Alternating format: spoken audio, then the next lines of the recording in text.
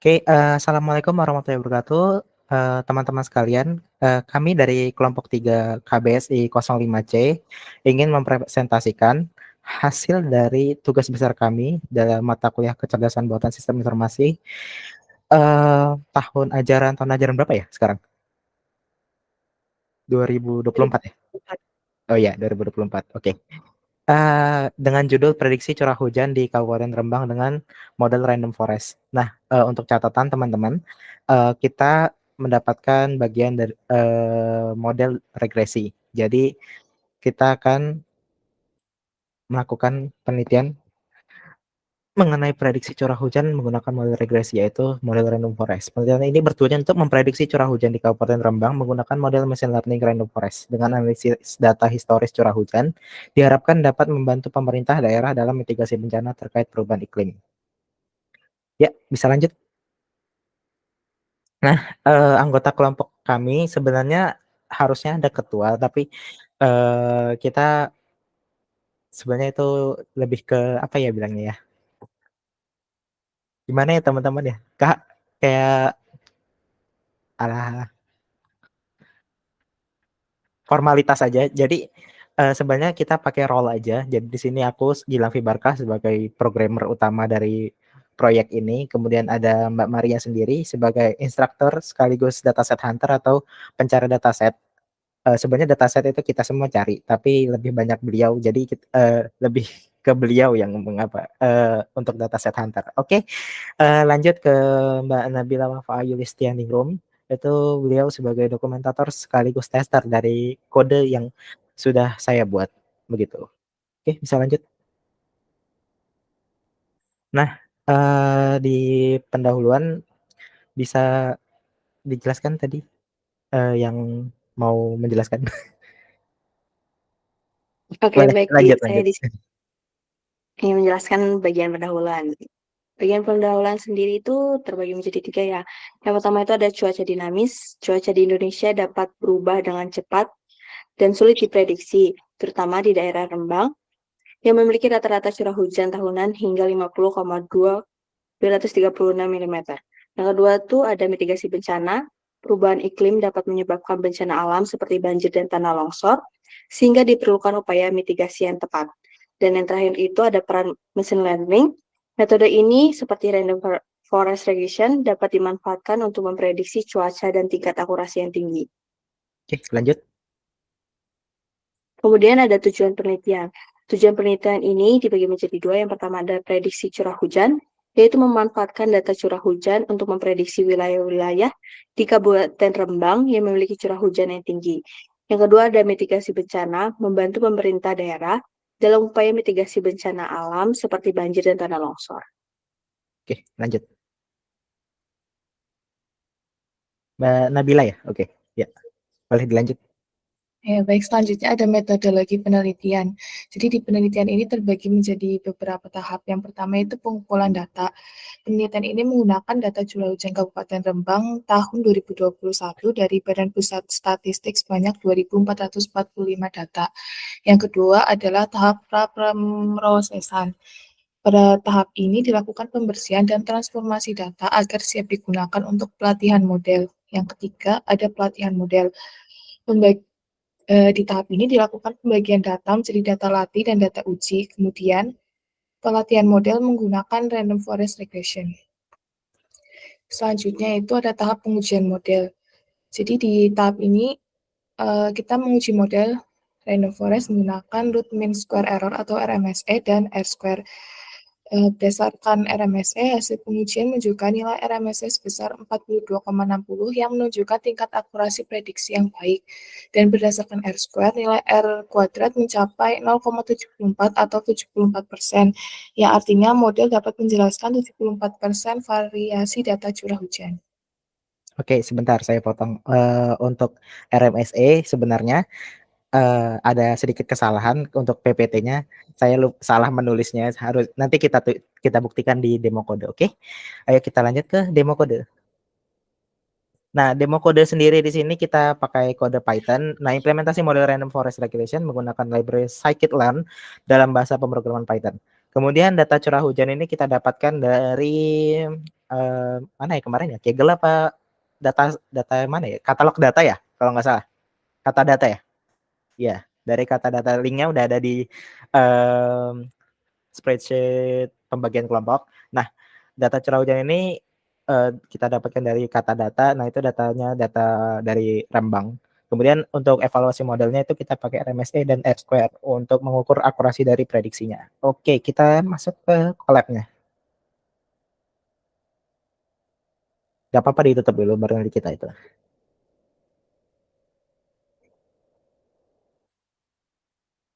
Oke. Kita bukan robot ya. Oke. Santai-santai teman-teman. Ini walaupun kita sedang presentasi seperti ini tidak perlu terlalu canggung dan kaku. Oke. Nah, ada alasan kenapa saya bikin nama kodenya itu RF Models Raindrop. Nah, biar maksudnya Random Forest Models Raindrop. Nah, itu aja sih. Nah, untuk aksesnya sebenarnya kita batasin sebagai pengomentar ya. Siapapun yang memiliki link bisa menjadi pengomentar. Bisa lihat. Nah, itu komentar ya. Komentator harusnya ini gimana sih Google ini? Oke, cancel. Oke, kita mulai dari import libraries. Nah, teman-teman sendiri sudah bisa melihat kalau kita itu pakai Pandas di sini sebagai untuk manipulator datanya. Kemudian untuk matplotlib untuk visualisasi datanya kita ganti sebagai PLT. Nah, seperti biasa kita pakai PLT. Kemudian sklearn ensemble. Nah, di sklearn ensemble ini kita untuk buat model prediksinya pakai Random Forest Regressor. Nah, itu library-nya dari situ. Nah, kemudian sklearn model selection itu untuk membagi data menjadi set pelatihan dan pengujian. Nah, kemudian di situ ada sklearn matrix. Nah, itu untuk masukin mean squared error-nya atau RMSE-nya sama R quadrat score-nya. Oke. Terus di situ ada import request sama bytest untuk mengunduh dan membaca dataset dari URL. Itu yang pakai GitHub.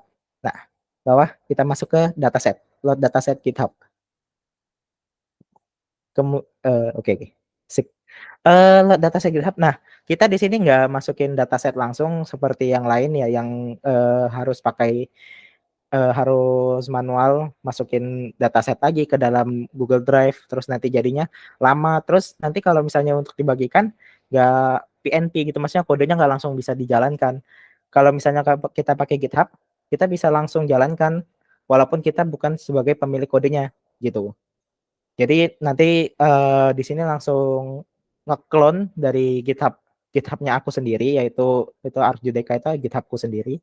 Nah, itu untuk ngambil datasetnya jadi kupost di dalam GitHub sebagai repository baru gitu.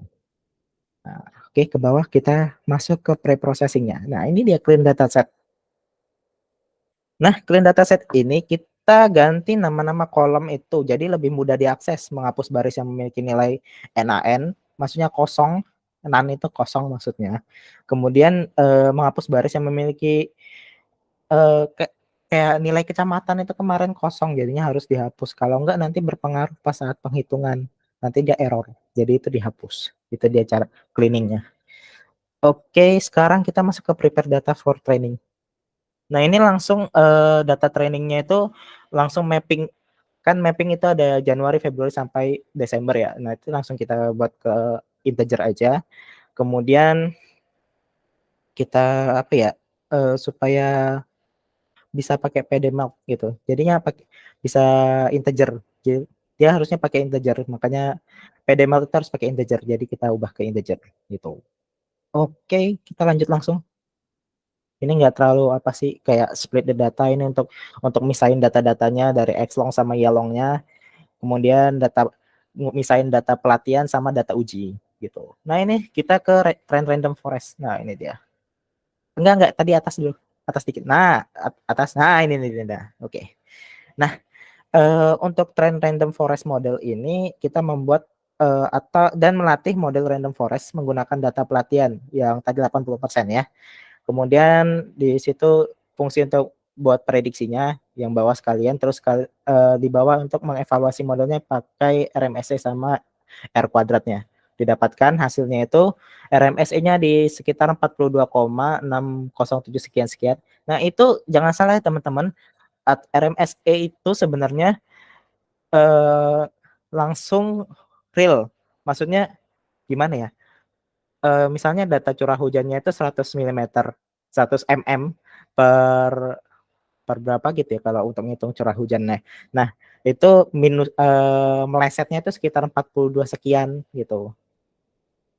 Itu bukan satu data doang. Jadinya 42 itu termasuk angka yang rendah untuk RMSE. Kemudian untuk R kuadratnya di situ 0,74 sekian-sekian itu bisa diartikan sebagai 74%. Jadi R kuadratnya itu sudah benar 74%. Nah, untuk model prediksi seperti ini 74% itu sudah termasuk tinggi ya. Jadi bisa kita lanjut ke predik untuk 12 bulan ke depan atau predik 1 tahun ke depannya. Kita lanjut aja ini fungsi-fungsinya ya. Nah, ini seperti untuk bikin apa ya bilangnya grafiknya. Tuh coba dikasih lihat grafiknya tuh. Nah, grafiknya kurang lebih sama ya teman-teman. Soalnya kan prediksi itu harusnya nggak jauh beda dari data awalnya gitu. Ya, ke bawah lagi. Nah, ini dia versusnya. Prediksi curah yang awalannya prediksi curah masalah salah. Prediksi curah hujannya dari bulan 1 sampai bulan 12 2022. Kan ini datanya data 2021. Ya masih oke lah ya. Jadi masih masih bisa kita pakai gitu kan. Soalnya kan memang untuk memprediksi. Oke, kita lanjut lagi ke bawah. Nah, ini perbandingan nilai aktualnya sama prediksinya. Kita lihat aktualnya itu yang di bulan yang pertama itu 138, prediksinya itu 104. Nah, melencengnya itu nggak jauh-jauh banget ya teman-teman, nggak sampai kayak bedanya sampai seratusan lebih gitu kan nggak. Kayak itu juga ada 56 tuh, 56 melesetnya itu paling cuman puluhan atau belasan gitu, nggak sampai seratusan. Oke, lanjut ke bawah. Nah, ini dia plot residuals. Kita kasih tunjuk itunya, plot residunya gimana. Nah, jangan bingung teman-teman, plot residu ini untuk ngelihat persebaran datanya itu kira-kira benar apa enggak. Maksudnya model ini benar-benar menangkap semua data apa enggak.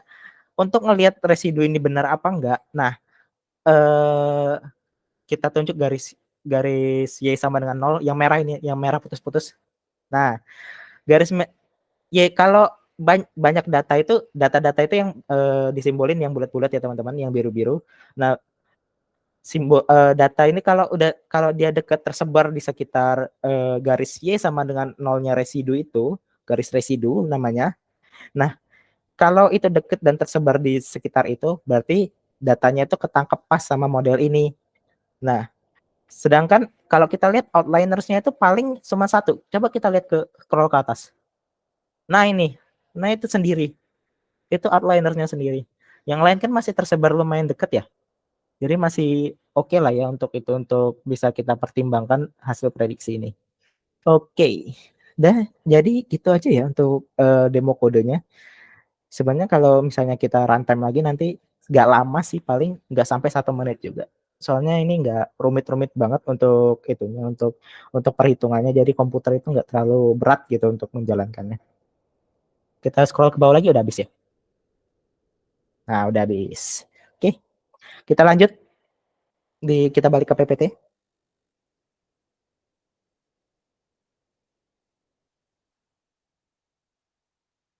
Nah, kita lanjut. Ini demo kode udah selesai. Nah, kesimpulan, ada yang mau menyimpulkan atau aku yang menyimpulkan? Piye? Piye siapa? Aku yang nyimpulin. Oke. Nah, oke, kesimpulan dari penelitian ini, nah prediksinya itu sebenarnya tulisannya bukan prediksi akurat ya, lebih tepatnya prediksi ini cukup akurat.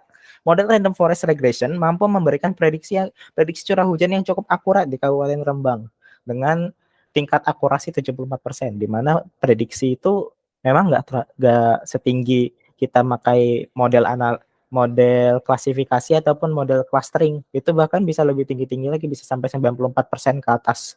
90-an ke atas. Jadi kalau kita model regresi ini nggak terlalu berharap untuk tinggi-tinggi banget. Nah, kemudian untuk mitigasi bencana, kemungkinan model ini bisa terpakai untuk kedepannya untuk memitigasi bencana. Kan soalnya ini kan prediksi ya, jadi masih eh, jadi bisa dipertimbangkan untuk melakukan mitigasi bencana melalui model ini, melalui program ini. Kalau kita lihat tadi kan kalau misalnya curah hujannya tinggi banget kan bisa berpotensi banjir, mana tahu ya. Jadi bisa mitigasi itu bisa lebih tepat lagi gitu. Kemudian pengembangan lebih lanjut penelitian ini dapat ditindaklanjuti dengan penerapan model prediksi cuaca di daerah lain di Indonesia. Nah, misalnya kayak mana ya? Yang namanya kota hujan itu apa sih, guys? Bandung apa Bogor? Bogor. Oh, Bogor ya. Nah, itu kayak di Bogor itu, tapi kebetulan kita kemarin nggak ketemu datasetnya, mungkin kurang atau mungkin udah terhapus atau gimana ya nggak tahu. Oke, jadi sekian presentasi kita kelompok 3 hari ini, tepatnya malam ini. Pagi apa malam sih ini hitungannya? Ya itulah. Nah, atas perhatiannya teman-teman sudah menonton video presentasi kami. Kami ucapkan terima kasih. Wabillahi taufiq wal hidayah. Wassalamualaikum warahmatullahi wabarakatuh. Terima kasih.